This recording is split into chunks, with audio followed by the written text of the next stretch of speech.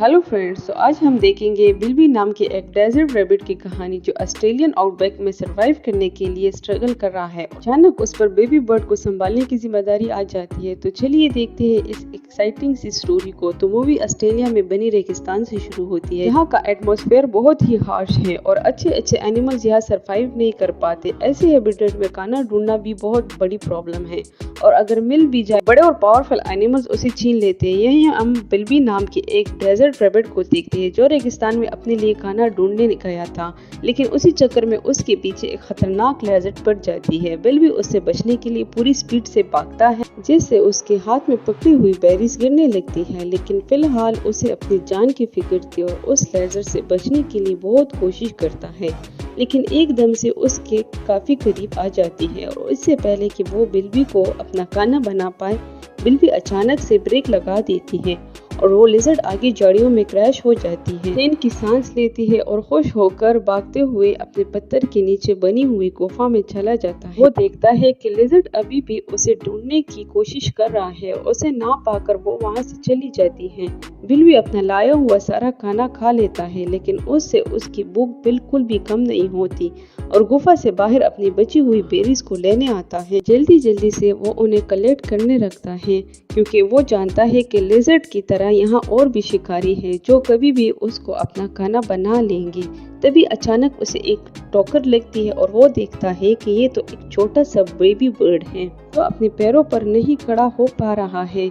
बिल्बी आसमानों में उसके पेरेंट्स को ढूंढने की कोशिश करता है, लेकिन उसे वहाँ कोई नजर नहीं आता और तब वो जाते जाते उस बर्ड को सीधा कर लेता है, लेकिन वो बर्ड एक बार फिर गिर जाता है और मदद के लिए चिल्लाने लगता है।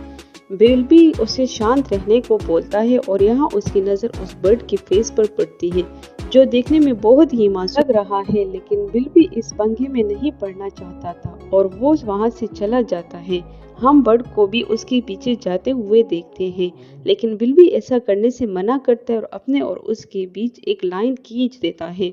फिर वो उसे एक बेरीज देकर वहाँ से जाने लगता है, लेकिन देखता है कि एक स्नेक उसे खाने आ रहा है।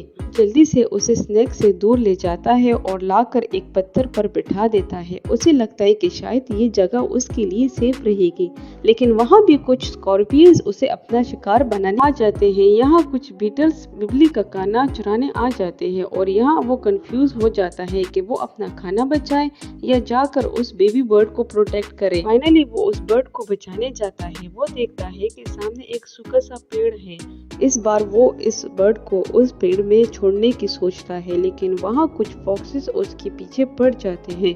उसे समझ नहीं आता कि आखिर वो इस बर्ड को कहाँ छोड़े, क्योंकि हर जगह कोई ना कोई एनिमल उसको अपना खाना बनाना चाहता है। एक एक करके वो हर जगह ट्राई करता है, लेकिन कहीं पिरानास, कहीं दूसरे बर्ड्स, कहीं क्रोकोडाइल तो कहीं शार्क, हर जगह कोई उन्हें मारने की ही सोचता है। नेचर से भी उन्हें मदद नहीं मिलती और ऐसा लगता है जैसे बिल्बी अब हार मानने वाला है, जो कि इस बर्ड को बचाते हुए पूरी तरह थक चुका था। किसी तरह भागते हुए वो दोनों एक पहाड़ी पर आ जाते हैं जहां आगे जाने का कोई रास्ता नहीं है। बिल्बी यहाँ थोड़ा रिलैक्स फील करता है कि फाइनली वो उन सब एनिमल्स को पीछे छोड़ आए हैं, लेकिन अभी भी उसे बर्ड को छोड़ने के लिए एक सेफ जगह ढूंढनी थी। तभी अचानक से नीचे से एक तेज हवा का झोंका आता है और वो दोनों कुछ देर के लिए हवा में उड़ने लगते हैं।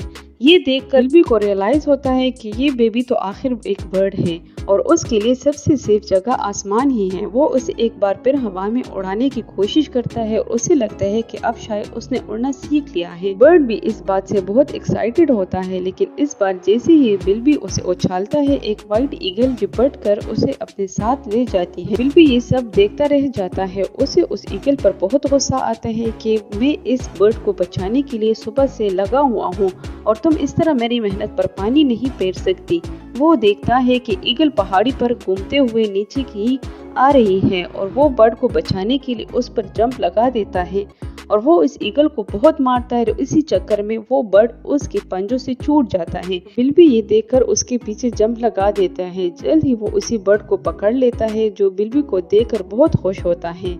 लेकिन प्रॉब्लम ये थी कि वो लोग बहुत ऊंचाई से गिर रहे थे, जहां नीचे गिरते ही उनका मरना एकदम तय था। बिल भी उस बर्ड को उड़ाने की कोशिश करता है, लेकिन वो इसके लिए बहुत छोटा था और ये देखकर बिल भी उसे उछालकर उस हिल पर फेंक देता है और खुद को गिरने से नहीं रोक पाता। बर्ड को भी उसकी फिक्र होने लगती है, क्योंकि वही था जो सुबह से उसे प्रोटेक्ट कर रहा था और अब वो दोनों एक फैमिली की तरह थे। तभी वो देखता है कि नीचे से फिर वो तेज हवा आ रही है जो बिल्बी को भी अपने साथ ऊपर ले आई है और इस तरह वो भी सेफली उस जगह पर आ जाता है और वो दोनों एक दूसरे से मिलकर बहुत खुश होते हैं। और बिल्बी देखता है कि वो बर्ड अभी उड़ना सीख गया है। जल्द ही काफी टाइम गुजर जाता है जहाँ वो बेबी बर्ड अब बड़ा हो चुका है और अभी भी वो और बिल्बी एक साथ रहते हैं। उन्होंने एक हिल को अपना घर बना लिया है जहां उनके पास अब ढेर सारा खाना है। तो इसी के साथ हमारी मूवी खत्म होती है। अगर मूवी अच्छी लगी हो तो फ्रेंड्स प्लीज लाइक, सब्सक्राइब और बेल आइकन दबाना ना भूलिए। शुक्रिया।